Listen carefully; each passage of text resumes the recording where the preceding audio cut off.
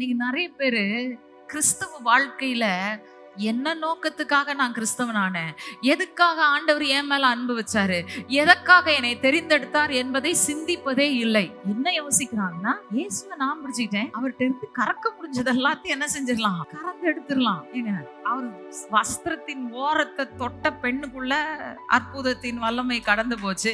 நீங்க அவரை பிடிச்சீங்கன்னா வரத்தான் செய்யும் ஆசீர்வாதம். ஆனா ஆசீர்வாதம் வந்துகிட்டே இருக்கு வாழ்க்கையிலன்றதுனால, இதுக்குத்தான் எங்களை பிடிச்சாருன்னு தயவு செய்து முடிவு பண்ணிராதீங்க. அப்படி முடிவு பண்ணிட்டீங்கன்னா நீங்க வாழ்க்கையில தோல்வி அடைஞ்சிருவீங்க.